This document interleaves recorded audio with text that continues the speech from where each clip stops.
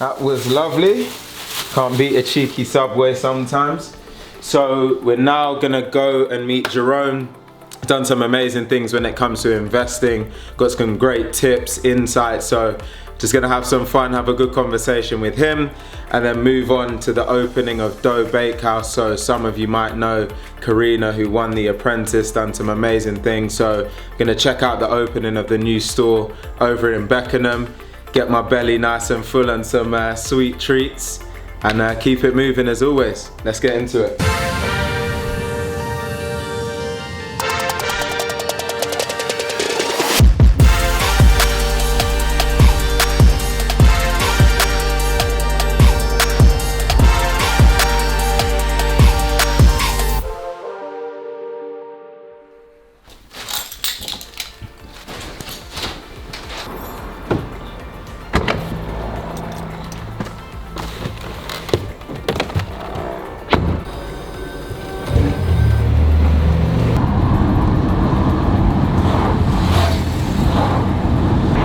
Actually,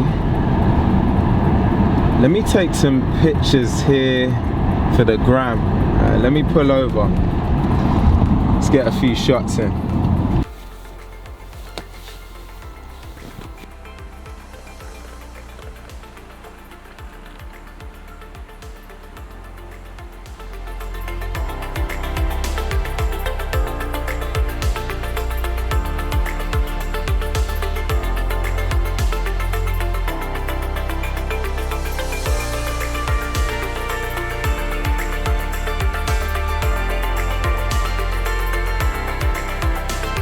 Bro, Alex, he's in the building. how you doing, man? Elbows with it. How you doing, man? Appreciate you coming down, man. The baby, she's looking kind of crazy right now, as always. It's good to have her back. As you know, she's been out of action for a little piece, but BMW looked after me. I see it. Back running sweet as ever. Yes. Shining always. See, the thing is, when you talk about my friends, the people on the channel, nothing's ordinary. Everyone's winning in some kind of way. So, Jerome, appreciate you coming down, man. As I mentioned, everyone that I seek to bring on or anything that we talk about, I know that, you know, you guys are either experts in your field or there's some way that you can add significant value. So I just wanted to have you on, mainly to talk about everything investing, because I know you do a ton in that sense. Of course, get to admire the beast at the same time. But yeah, just wanted to kind of get your perspective on what I'm kind of going to title this video is, how can you turn £1,000 into £100,000? Now, I'm not saying you've necessarily done that. Maybe you have, maybe you haven't. But I think the thing that we're seeing right now, especially with the pandemic and everything else going on, is people are becoming a lot more focused on how they can either earn more or have additional revenue streams and all these kind of things. And so I almost wanted to paint this picture of, you know, if someone had 50 years ahead of them, and they wanted to invest £1,000 a day, how could they best leverage that to think intelligently about multiplying their money? And I know it's quite a big question, but you're someone that I see that has made some great inroads on that front. So just tell a little bit about your story and your journey as it relates to that, man. It's a great question. I'm glad you've mentioned having 50 years. Because if you want to turn 1,000 into 100,000, you're going to want to have time on your side. I've had obviously a mixed bag of different types of investments over the period of time, but I think time in the market is better than time in the market. I think that's a phrase that has definitely stuck with me many a times. So pandemic, COVID presented a lot of opportunities recently. I'd looked at it as the market being on sale, and I think if you had cash to invest around March, Feb, April times, you're definitely probably up. Could be triple digits depending on where you made your investments. But yeah, you know, there's many different kind of plays. So, you know, I've previously been a more passive type investor. I've now made a few more inroads in terms of expanding the network a bit to be a bit more hands-on in the approach. So actually picking select stocks, paying a lot more attention to particular markets, types, sectors, etc. So it depends which way you want to cut it up. Do you know what I mean? I'm with you. Interesting. And yeah, long-term, short-term. risk factors, many elements to play. But for sure. It's interesting because when I think about the investments that I've made, and I spoke about this in my last video, everything from property to when it comes to stocks, big fan of tech, because it's just a world I've spent a lot of time in. I think Jerome also similarly. So I guess another question is, if you were now pressing reset, or you were advising a friend or someone close to you, they didn't know a thing about investing, but they just said, look, Jerome, I want to put my money somewhere where it's going to be safe, it's going to multiply, and it's going to set me up for success down the line. What would your advice be to them?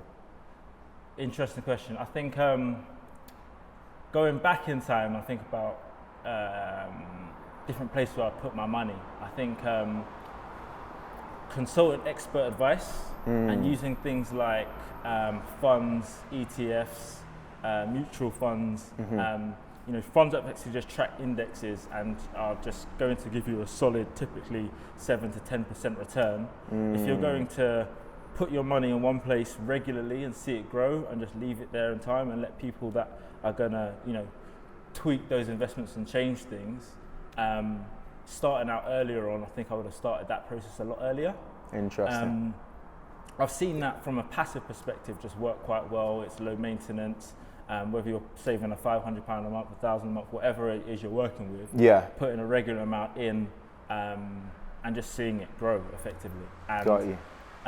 The other part, I guess, if I was advising my younger self, is probably being a bit more deliberate and intentional in terms of what I'm trying to do with that money or see it grow. I might say, I'm going to save X amount a month and I want to get to a particular figure or target. And then it's like, okay, I get there and it's like, okay, you go and spend it.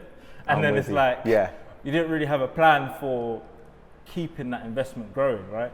And so I think a really good example, because I used to work for Apple retail back in the day, 2012 time. I remember those days. And I got involved in their employee stock purchase program. So I was getting Apple stock 10% discount, and I was there for a good 3 years. So 10% of my income was just always buying that stock. Sure.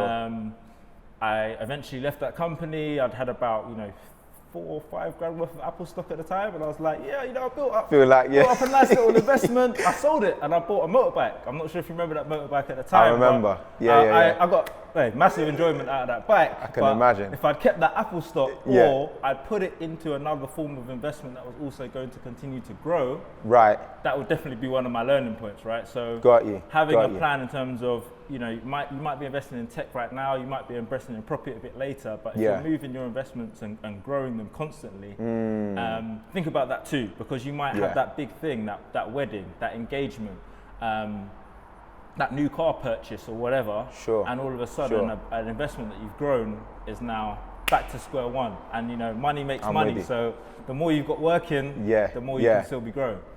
It's fascinating, man. You're dropping some... I'm picking up a lot of things on this, man. This is great. I guess there's going to be some people who are going to look at this, they're going to look at that, and they're going to say, I want this and I want that and I want it fast. So I guess as a final question, for the person who's actually got a little bit of money saved or a bit of money somewhere, but they say, you know what, I'm willing to roll the dice. I'm willing to stake what I have to see if I can flip it and get myself a car like this or get myself a car like that. So what would you say to the person who's got a little bit more of a risk appetite and they're actually willing to, let's say, play big, roll the dice and actually see what they could get out? What industries or particular investments would you be thinking about for that person? Got you. For that person, I would say invest in what you know well and understand well, and normally typically have an interest in, right? So I think both of us, we have got that tech background and knowledge, right? Right now I'm still in the consulting game, still working with large tech players, and also financial services. So I've got an eye on a lot of banks and movers in that space, right? So I think the answer to that question is probably going to be based on the individual, because where you're likely to develop some form of an edge or an insight is being close to a particular market or sector, and therefore knowing a bit more than the average person, so you might be able to get a bit more than the average gain effectively. But for myself, I've dabbled in a lot of stuff. Crypto, tech stocks, REIT, so that's basically a real estate stock effectively. Got you. lots of options. I think COVID is presenting so many options right now. It's actually it's difficult to just nail down any one sector. There's you know, electric vehicles, all sorts of stuff that you see in crazy movements in the market. I think one of the main reasons why I'm more shifting from a passive type investing style into a more hands-on approach is I'm seeing too many opportunities in the market where there's just like, if you understand the value of a particular stock or company, or you have faith in a particular area, and you're seeing wild swings due to other factors like COVID, etc., etc. There's just normally returns that you wouldn't normally see available. Simply put, right? So as I'm expanding my network of people that are talking about X, Y, and Z, and they're like, hey, look, this stock is usually way high, and right now it's on sale for 50%. You know, having your money in an ETF is not necessarily going to see you 100% gains like that opportunity will. So that's not to say I'm switching everything. You know, you still want to have that steady ticking over. Well, personally, I like to have a steady ticking over, you know, recurring monthly amount that's just going into a pot, and that might be 40, 50% ETFs. But I'm now also looking to build up a mini portfolio, if you like, of 10 to 15 stocks in particular areas of interest that can do bigger numbers, right? And it's all about balancing that risk appetite. So to that person that's, you know, I'm trying to see larger returns, etc., etc. Get clued up, get in touch with experts, right? You want to speak to people that are in touch with those markets, whether they're working there directly or they're working for financial firms or they're doing financial advice and all of that sort of stuff, right? That can give you that edge. Of course. Expand your community, definitely. Man, it's been a gem for me. Gems on, I think the fire brigade are coming to, you know, too much fire there. Jerome, appreciate that. I think the two biggest things that, one, I've taken away from the conversation, but I think tie into the way that I think about investing as well is, you know, the first thing is have a plan. And I think Jerome's spoken a lot about this, where we talk about investing, but ultimately, what are you trying to do? Are you looking to put your money in and be able to, you know, make a big return in a short amount of time? Are you actually looking for something that's long-term, stable, going to set you up for success later down the line? You know, you need to have a plan. You can't just say, I want to invest, and things just happen. That life doesn't work that way. I think the second thing is, again, Jerome spoke a lot about this, is just the diversity of your portfolio. We're in, you know, COVID, uncertain times, global pandemic, and what this has meant is, you know, you don't want to stake all of your bets in one place. You know, you don't want to put all of your cards on one chip. You need to be thinking about how do you have some diversity, so that if you've got a property investment and that crumbles, or if you invest in a tech stock and that goes horribly well, there's always something else that's either going to hold or sustain or be able to play the long game. So whenever you're investing, don't go all out on one particular thing. Have diverse sources, you know, have a little bit here, a little bit there. And the final thing that Jerome also said is speak to people that know what they're doing. And even beyond that, speak to people who may not necessarily be experts, but just have experience doing something. You know, from what I know of Jerome, great friend of mine for years now, you know, he's been able to not necessarily build a career specifically in investing, but you've done so much research in your own time. So you've got all of these experiences that you can talk to. I am not a financial investor or any kind of specialist, but I know what I'm talking about when it comes to particular things, just because of my own research, and I can share those experiences. So I hope that that's been helpful in some way. Jerome, appreciate you coming down, my man. Thank you so much. Dropping that fire. Dough Bakehouse, Beckenham. Let's get it. My city needs clarity. Nobody in my city can compare to me. Every song that's out is like a parody. Come see me if you want, there's no fear in me, but there's fear in me. I'm the last one you wanna go to war with. To Dough Bakehouse, they just opened a new chain in Beckenham. I think the first one's in Herne Hill, so Korea are doing their thing. We're just going to check it out, little VIP table situation with Jerome, who's just dropped some gems. So go and check it out, have a little bit of fun. I'm over Lexus, so I'm going for that Maserati. I'm MJ, I'm not content with being Scotty. Not chasing hoes, cause my bitch got a mean body. My ex-girl's blowing steam out her ears probably.